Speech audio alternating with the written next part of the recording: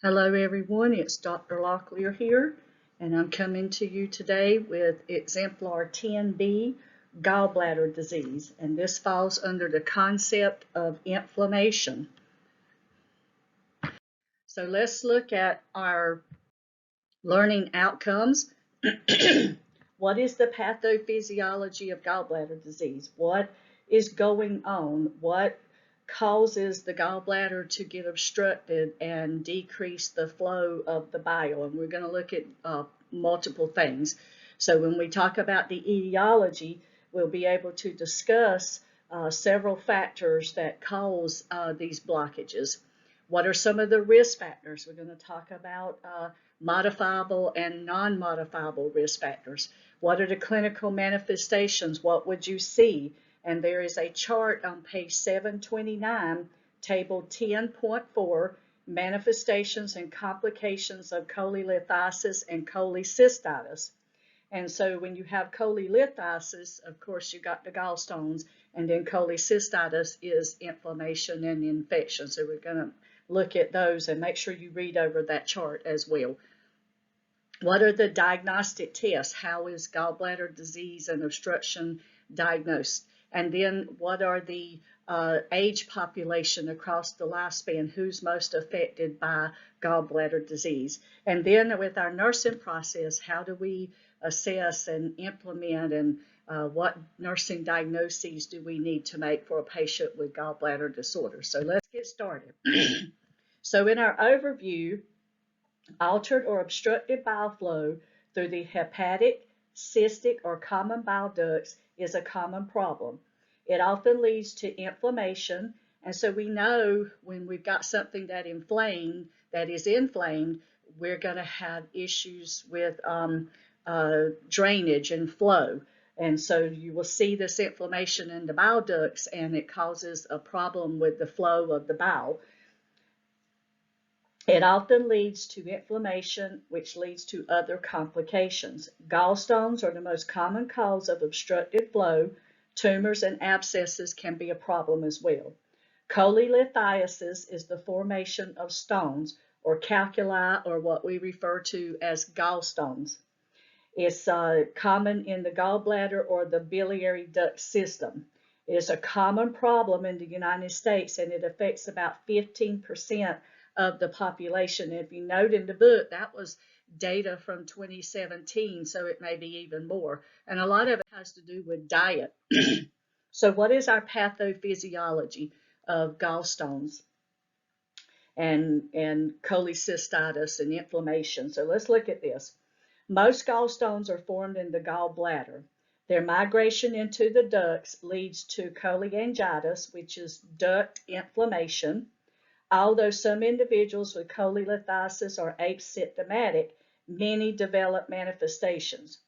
Early manifestations of gallstones may be vague, epigastric fullness, so you may feel full and tight in your abdominal area,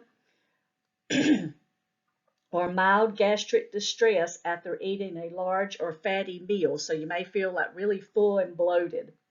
Stones that obstruct the cystic duct or common bile duct lead to distension and increased pressure behind the stone, causing biliary colic, which is very painful. It's a severe, steady pain in the epigastric region or right upper quadrant of the abdomen. The pain may radiate to the back, so a lot of times they'll tell you there's pain between their shoulder blades. And so that's what they're talking about, to the back or the right scapula or the shoulder. The pain often begins suddenly following a meal and may last as long as 5 hours after the meal. It is often accompanied by nausea and vomiting. Obstruction of the common bile duct may cause bile reflux into the liver, leading to jaundice, pain, and possible liver damage. If the common bile duct is obstructed, pancreatic enzymes are unable to enter the small intestine, and pancreatitis becomes a potential complication as well. Cholecystitis is inflammation of the gallbladder. Acute cholecystitis usually follows obstruction of the cystic duct by a stone. The resulting increased pressure in the gallbladder leads to ischemia, which we know that's lack of oxygen, which leads to death to the tissue. So ischemia of the gallbladder wall and the mucosa, thereby causing pain. Chemical and bacterial inflammation often follows. The ischemia can lead to necrosis, which is death of the tissue, and perforation of the gallbladder wall. Acute cholecystitis usually begins with an attack of biliary colic. The pain involves the entire right upper quadrant and may radiate to the back, right scapula, or shoulder.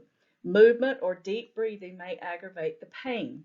The pain usually lasts longer than biliary colic, continuing for 12 to 18 hours. So a very sharp, stabbing pain in that right upper quadrant area. So start thinking of assessment. When your patient comes in, right upper quadrant pain, that's where that gallbladder is located. So think gallbladder, pancreas, or liver with your assessment.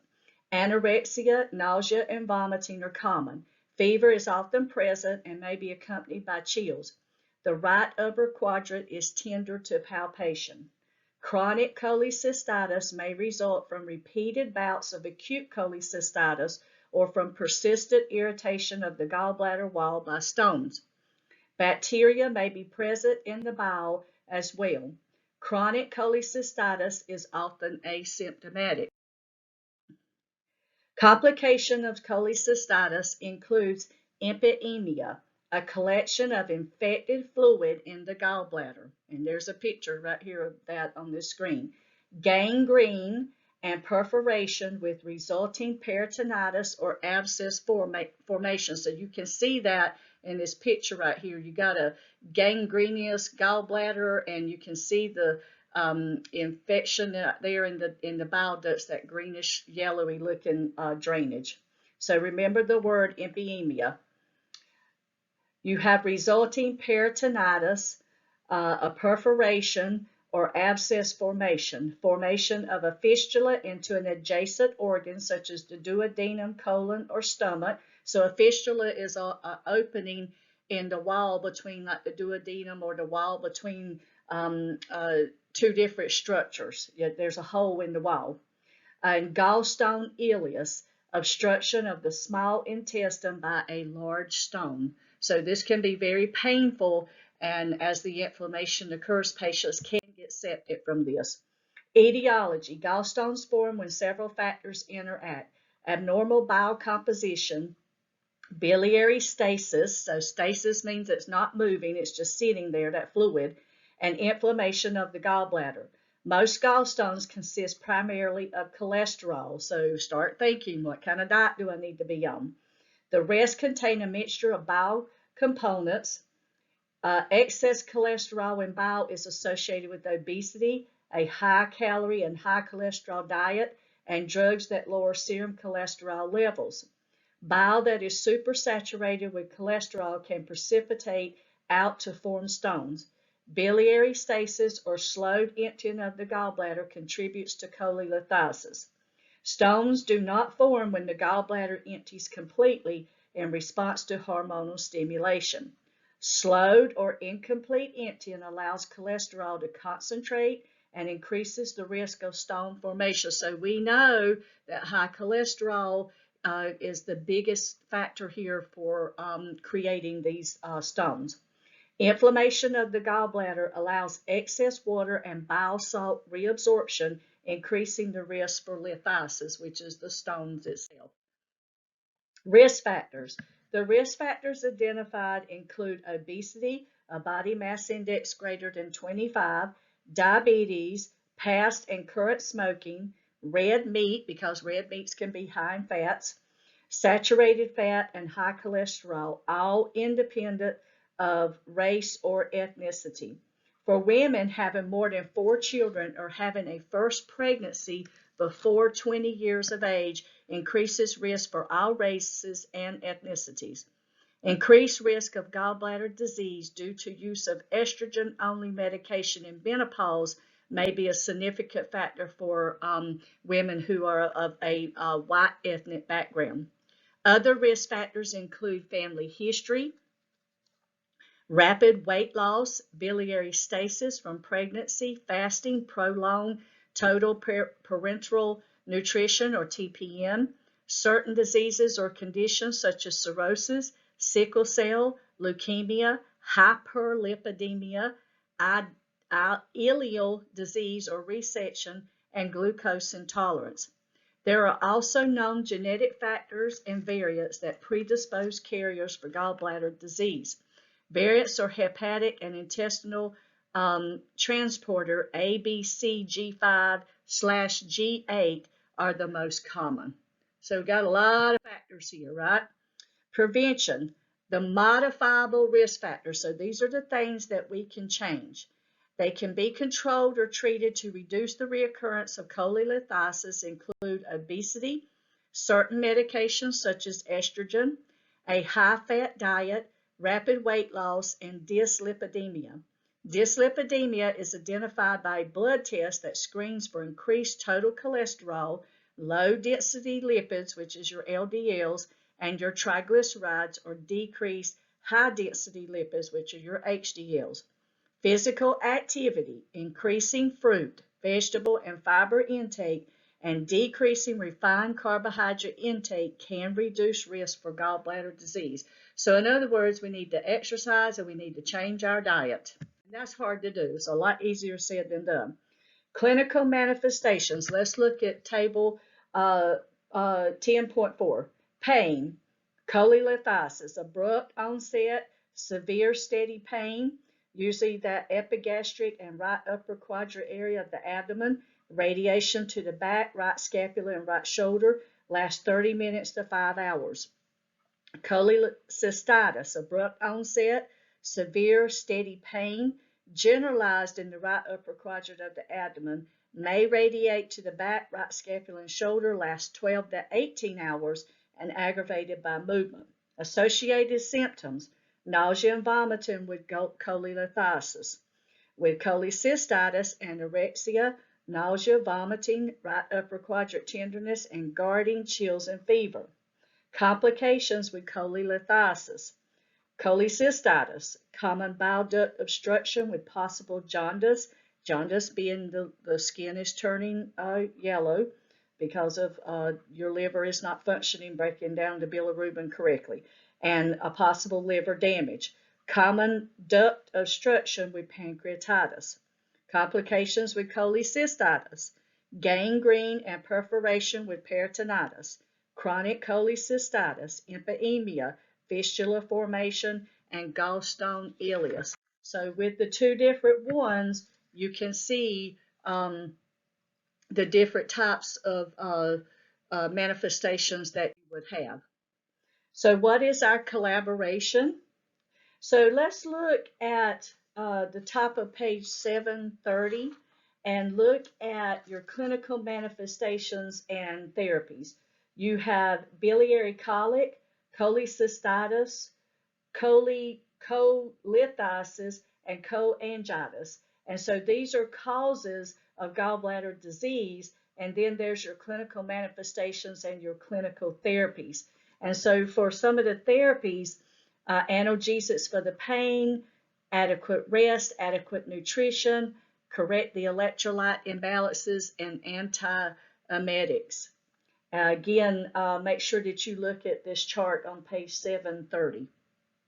So our collaboration begins with the treatment of the patient that has cholelithiasis or cholecystitis, depends on the acuity of the condition and the patient's overall health status. When gallstones are present but asymptomatic and the patient has a low risk for complications, treatment is considered conservative. However, when the patient experiences frequent symptoms, has acute cholecystitis and very large stones, the gallbladder and stones are usually removed surgically. So, and they can do surgery, they can open you up, or they can do it with the use of fiber optics. Look at the diagnostic test. Serum bilirubin is measured. Elevated direct conjugated bilirubin may indicate obstructed bile flow in the biliary duct system. CBC, may indicate infection and inflammation if the WBC count is elevated. Serum amylase and lipase are measured to identify possible pancreatitis related to common duct obstruction, and they'll be elevated. Abdominal X-ray may show gallstones that have a high calcium content. Ultrasound is a non-invasive exam that can accurately diagnose. More accurate is the CT scan.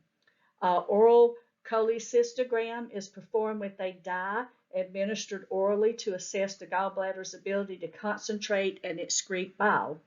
And then a gallbladder scan, which is called a HIDA scan. It is a hepatobiliary immunodiacetic acid scan, or what we call a HIDA scan. Uses IV radioactive solution that is rapidly extracted from the blood and excreted into the biliary tree to allow diagnosis of cystic duct obstruction and acute or chronic cholecystitis. So you got multiple ways here to look at some of these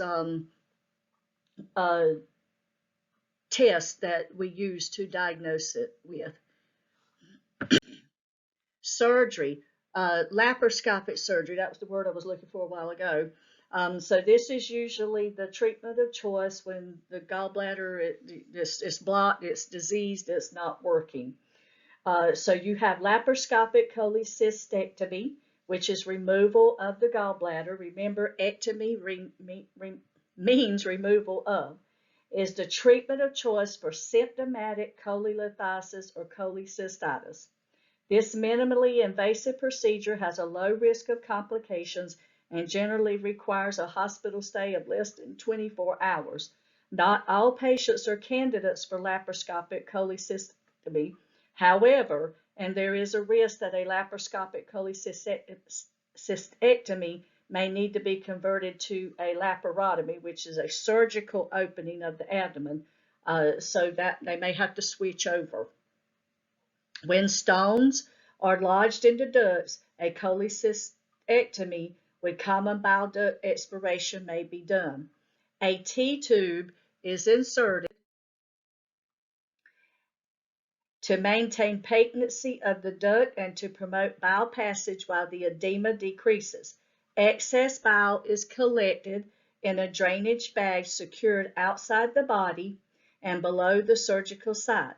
If it is suspected that a stone has been retained following surgery, a post-operative choleangiogram via the T-tube or a direct visualization of the duct with an endoscope may be performed. Some patients who are poor surgical risk and for whom laparoscopic cholecystectomy is inappropriate may have a cholecystostomy to drain the gallbladder to remove the stones and position a T-tube in the common bile duct. Shockwave lithotripsy may be used. Extracorporeal shockwave lithotripsy. Ultrasound is used to align the stones with the source of the shock waves and computerized lithotripter. Positioning is of prime importance throughout the procedure, which usually takes an hour. Mild sedation may be given during the procedure. Nursing care at the procedure includes monitoring for biliary colic, which can result when the gallbladder contracts to remove stone fragments, nausea and transient hematuria, percutaneous cholecystostomy. Ultrasound-guided drainage of the gallbladder may be done in high-risk patients to postpone or even eliminate the need for surgery. And I accidentally hit the slide with my finger. I didn't mean to change it that fast. So let's look at the pharmacological therapies. The chronic pain of gallbladder attacks may be treated with NSAIDs, and you all know what NSAIDs are. However, during an acute attack, a narcotic analgesic such as morphine may be required for pain. Not all patients are good candidates for laparoscopic cholecystectomy as a treatment. Pharmacological therapy is an alternative to surgery for high-risk patients with systemic disease, advanced age, or a prior reaction to the anesthesia, or for patients who refuse surgery. You don't have to agree to surgery. If the gallstones are not calcified, radiotranslucent as identified on X-ray, and are all less than 20 millimeters in diameter, these patients may be treated with a drug to dissolve the gallstones. And you see on page 731 your medication chart, and you have gallstone dissolution drugs, and they decrease secretion of cholesterol from the liver. And then what these drugs do, they decrease cholesterol content of bile stones, which allows them to be dissolved. So you do have the choice to have some kind of medication treatment. These drugs are most effective in treating stones with a high cholesterol content. They are less effective in treating radiopaque calcified stones with a high calcium salt content. The primary disadvantages of pharmacologic treatment for gallstones are its cost, its long duration, up to 2 years, and the high incidence of recurrent stone formation when treatment is discontinued. If infection in the gallbladder is suspected, antibiotics may be ordered to treat the infection and reduce associated inflammation and edema. When the flow of bile from the gallbladder is slowed or obstructed by a gallstone, some of the bilirubin that is normally in the bile backs up into the blood and accumulates on the skin as bile salts, causing inflammation and pruritus, which is itching of the skin. This is treated with Questran, the drug Questran. This drug binds with bile salts to promote their excretion in the feces. So you may have to take this medication, the Questran, to help get rid of some of the bile salts. So what do we do non-pharmacologic wise? What is our therapy for that? So let's look at that. When food intake is eliminated during an acute attack of cholecystitis, a nasogastric tube is inserted to relieve nausea and vomiting. Dietary fat intake may be limited, especially if the patient is obese. If the bile flow is obstructed, fat-soluble vitamins A, D, E, and K, and I would remember that, and bile salts may need to be administered. Fat-soluble vitamins A, D, E, K, ADIC, remember that. These are fat-soluble. Look on page 732, and it talks about, excuse me, your safety alerts. The herb golden seal has been used in treating cholecystitis. However, the evidence is not sufficient to support the safe use of golden seal, according to the National Center for Complementary and Integrative Medicine. Berberine, one of the active ingredients in golden seal, stimulates secretion of bile and bilirubin. It also inhibits the growth of many common pathogens, including those known to infect the gallbladder. Golden seal can stimulate the uterus, so it is contraindicated during pregnancy. It also should not be used by nursing mothers. So, if you're educating someone, and pregnancy can be one of the risk factors for having gallstones, so you definitely may have to do some education to a pregnant mom about this. The lifespan in children and adolescents, increased incidence of admission, patients with sickle cell and biliary anomaly, pediatric obesity, all of these are factors that increase the risk for this age group to get gallstones.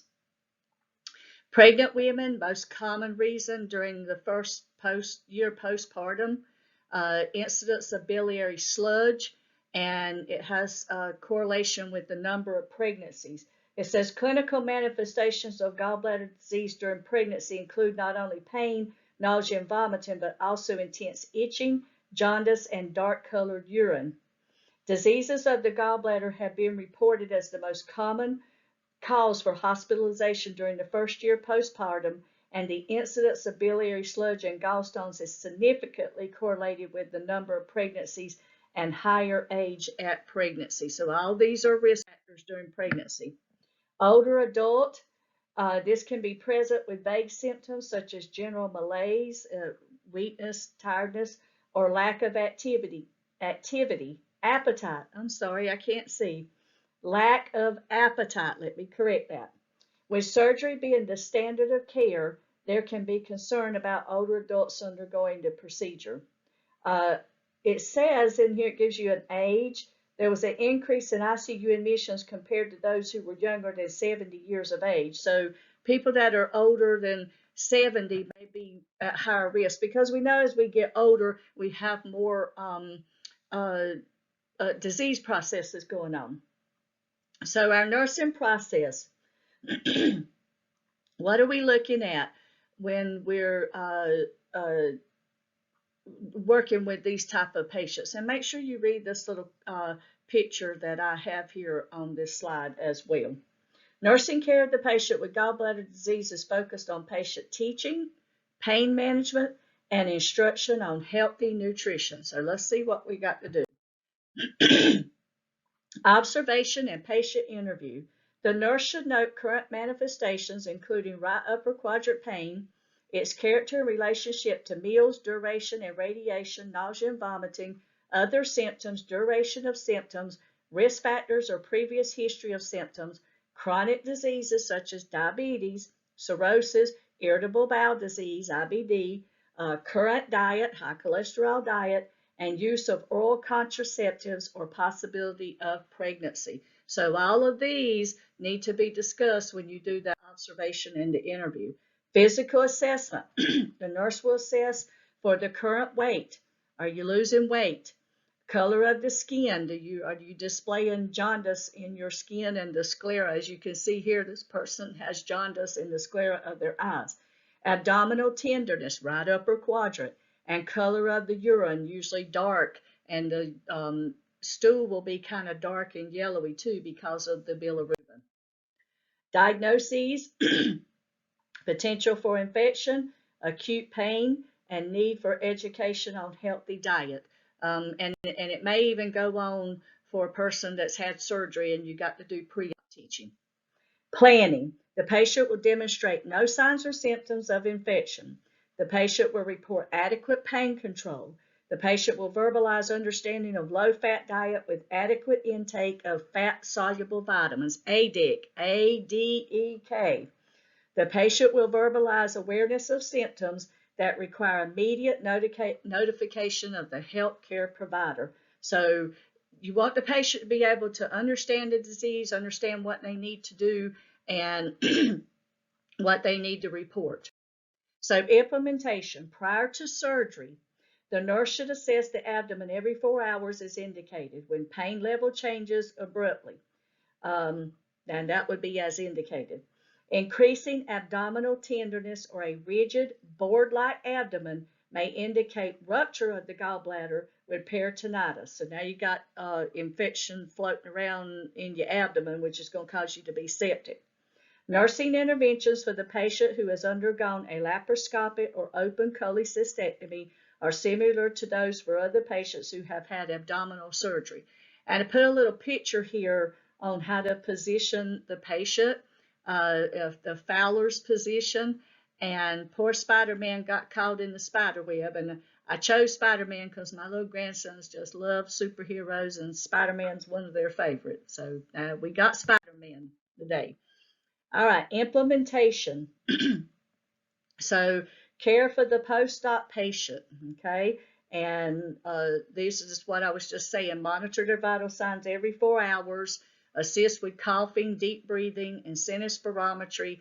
Place in the Fowler position. Encourage early ambulation, and administer your antibiotics. And of course, we got to teach them how to use that sinus spirometer as well.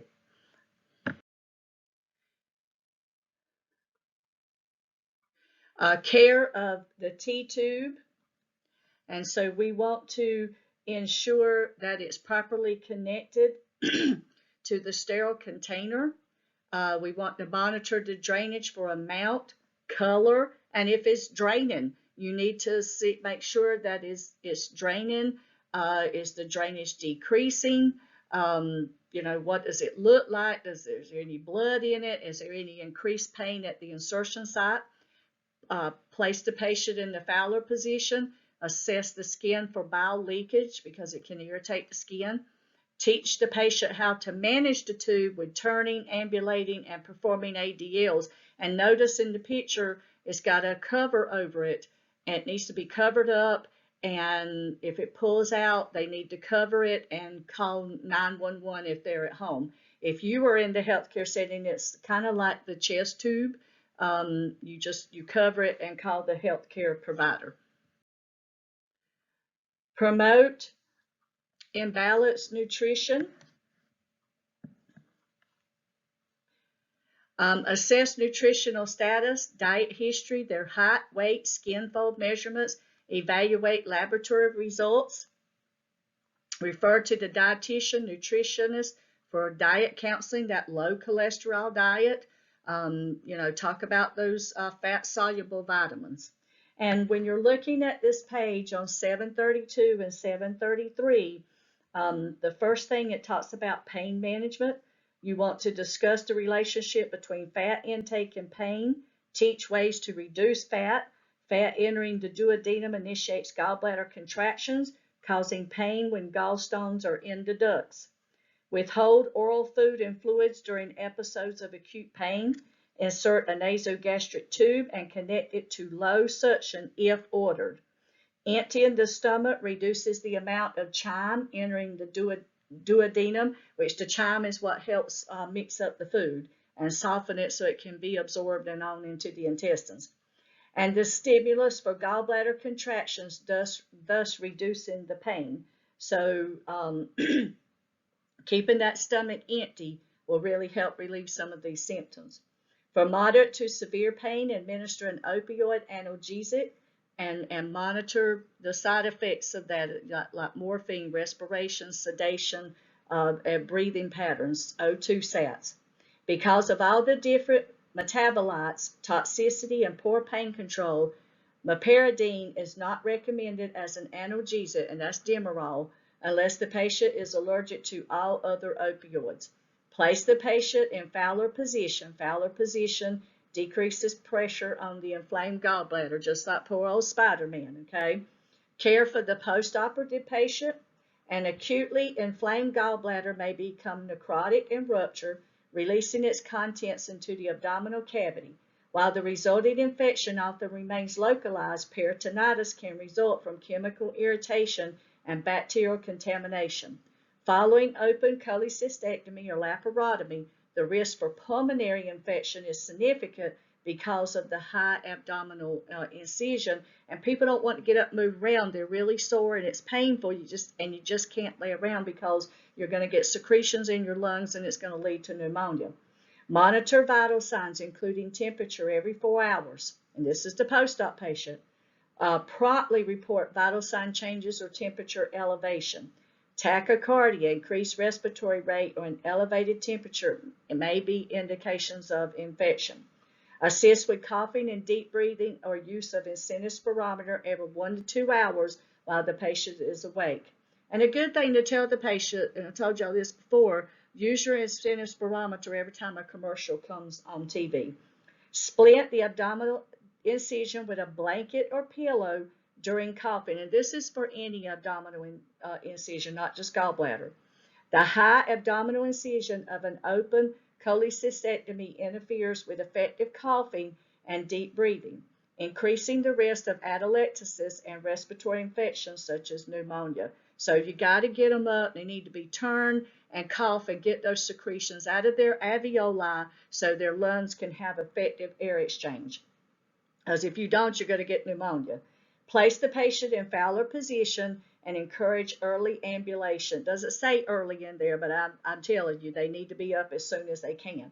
Fowler position and ambulation promote lung expansion, airway clearance, and reduces the risk of respiratory infections because it clears out those alveoli. Administer any antibiotics that are ordered. Antibiotics may be given postoperatively to reduce the risk of infection from the infected gallbladder contents, especially if there's a rupture and it's out in the peritoneal cavity. We're going to go back and look at the chest tube. Ensure that the chest tube is properly connected to a sterile container. Keep the tube below the level of the surgical wound. This position promotes the flow of bile and prevents backflow of seepage of caustic bile onto the skin, which is very irritating because it's acidic. The tube itself decreases biliary tree pressure. Monitor drainage from the T-tube for color, consistency, and record as output. The tube normally drains up to 500 milliliters in the first 24 hours after surgery. Drainage decreases to less than 200 mils in 2 to 3 days and is minimal thereafter. Drainage may be blood tinged initially, changing to greenish brown. So if it stays bloody, you need to call the healthcare provider. Report excessive drainage immediately. After 48 hours, drainage greater than 500 milliliters is considered excessive. That sounds like such a good test question. Stones or edema and inflammation can obstruct ducts below the tube, requiring treatment. Place the patient again in Fowler position, which promotes gravity drainage of the bowel. Access skin for bowel leakage during dressing changes. Bile irritates the skin. It may be necessary to apply barrier product for skin protection. Teach the patient how to manage the tube when turning, ambulating, and performing activities of daily living. Direct pulling or traction on the tube must be avoided. If indicated, teach the patient how to take care of the T-tube, clamp it, and recognize signs of infection. The patient may be discharged with that tube home, so you have to teach them how to unclamp it, drain it, record it, and then clamp it back. For balanced nutrition, the patient with severe gallbladder disease may develop nutritional imbalances related to anorexia, pain, nausea following meals, and impaired bile flow that alters absorption of the fat and fat-soluble vitamins, A, D, E, K. Assess nutritional status, including diet history, height and weight, skin fold measurements, because that indicates if they're losing weight. The patient with gallbladder disease may have an imbalanced diet or may have specific vitamin deficiencies, particularly of the fat-soluble vitamins. And remember, we talked about how effective these vitamins are with keeping our neurological system intact. Evaluate laboratory results, including serum bilirubin levels. Are they rising? Albumin, glucose, cholesterol levels, are they all rising? We need to report that. Report abnormal results to the healthcare provider.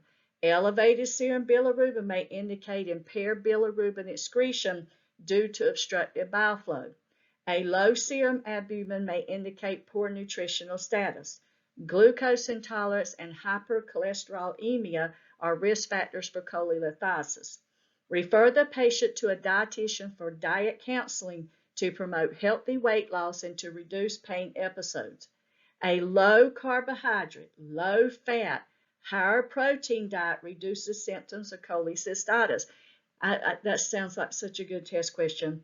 Low carbs, stay away from the processed meats, the processed sugars. Don't eat a lot of potatoes and rice and breads. You got to have low carbs. We need more fiber, greens, and fruits. Low fats. We do have to have a little bit of fat, but we need to buy stuff that's low fat. Higher protein diet reduces the symptoms, so we need lean meats, not fatty meats. While fasting and very low calorie diets are contraindicated, a moderate reduction in calorie intake and increased activity levels promote weight loss. So while fasting and low calorie diets are contraindicated, but that don't, because look at what it says, a low carbohydrate, low fat, higher protein reduces it. But this is talking about while you're fasting and you're really not eating any calories. I mean, you got to have something, but like I said, you need more fiber and fruits and vegetables. Administer vitamin supplements as ordered. You shouldn't take vitamins unless there is a need for you to take vitamins, because you can get toxic from too many vitamins. The patient who does not absorb fat well because of obstructive bile flow may require supplements of the fat-soluble vitamins because your body's not absorbing them. Evaluation. So now that we've gone through all of this with our patient, what do we want to evaluate? The patient reports adequate pain control to maintain comfort. The patient demonstrates food choices reflecting a diet low in fat and in fat-soluble vitamins. The patient's temperature remains within normal limits, which indicates that the infection is going away, and we want them to display no signs and symptoms of infection. Further diagnostic workup may include a CBC, blood cultures to rule out sepsis. IV fluids may be reinstated, as well as IV pain medications and NPO status and IV antibiotics. Surgical consult may be conducted. And remember, the surgical fluid of choice is lactated ringer, so they may be on Ringer's lactate and then switched over to normal saline or D5W. Thank you.